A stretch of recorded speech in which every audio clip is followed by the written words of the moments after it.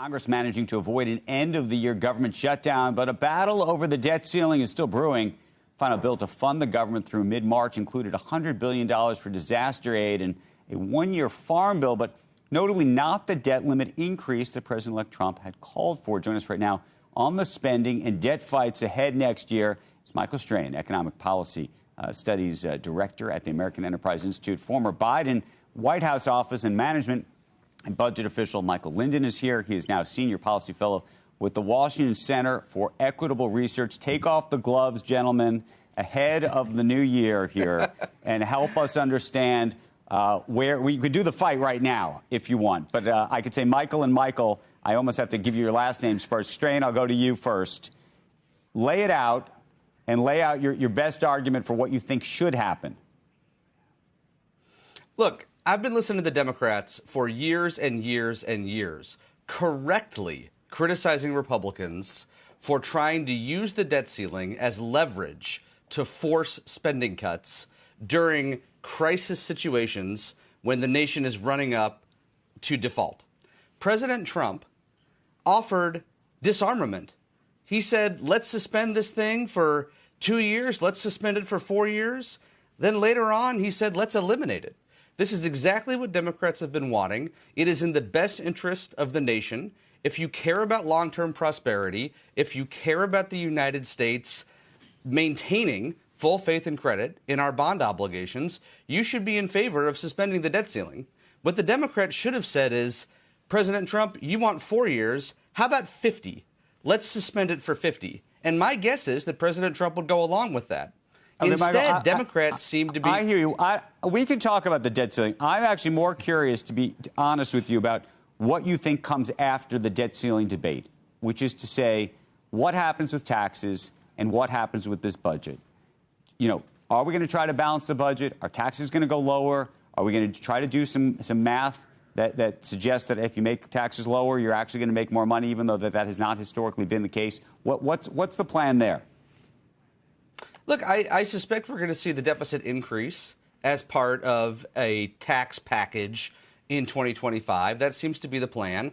There are a bunch of Republicans up on Capitol Hill who really want a deficit-neutral tax package in 2025, and there are efforts to try and cut spending in order to offset any additional tax reduction. And that's going to be, a big part of what we're fighting about in 25. Where do I think it's going to end up? I suspect it's going to end up with the deficit increasing. The other Michael.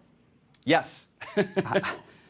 How concerned are you about, I imagine you don't want the tax policy to stay where it is. I assume you want it to go up. I don't know. Yep. And what do you think is going to happen here to the budget? Yeah, I mean, listen, I agree with my colleague, the other Michael. What's going to happen is that Donald Trump is going to once again cut taxes, largely and disproportionately for wealthy people and corporations. That has actually historically been the main contributor, not Donald Trump by himself, but tax cuts disproportionately for rich people and corporations have been the main contributor to the increase in our fiscal risks over the last 25 years.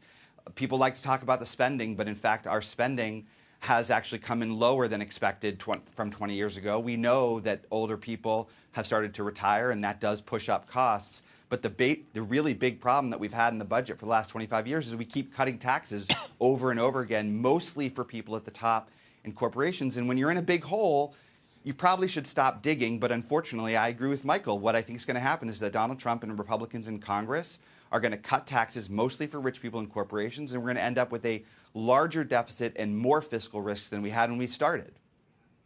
Strain, what do you think? You agree with that? And would you tell your Republican colleagues not to do it then?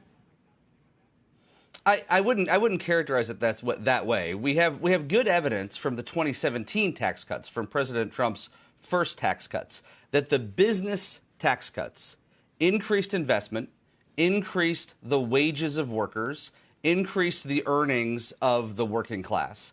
So I disagree with the characterization. Well, hold on, Michael. That's not true. We have good evidence that there was zero wage effect for the bottom 90% of workers. We have from actual data from the last 8 years, literally zero wage increase for the bottom 90% of workers. You're right that executives and the top 10% of workers got a big increase in their wages. And of course, they got more take-home profits. They got to put money into buybacks, share buybacks, but literally zero wage increase for the bottom 90% Linden, what about the of labor workers. market, though? Overall labor market. Let's take wage growth out of it. Yeah. That's a totally fair question. Look, obviously, there's a lot of confounding variables with COVID. But if you look at just a couple of years right after the tax bill passed in 2017, but before COVID, there was no appreciable change in job growth, no appreciable change in wage growth, no appreciable change in overall GDP growth. It's true that that's not my recollection. It's true, if you look at wage, it's not about recollection. It's the data. If you look at the actual studies, including okay, studies, well, take a look at the data. If you look at the data, 2018 and 2019 Go ahead, Michael. had rapid wage growth, rapid wage growth at the median, and actually wages for the 10th and 20th percentile. The lowest wage workers, the workers with the least amount of education and experience, saw the fastest wage gains in 2018 and 2019. Wage inequality, which Democrats care a lot about, was shrinking in 2018 and 2019. So let's get our facts straight on this, first of all.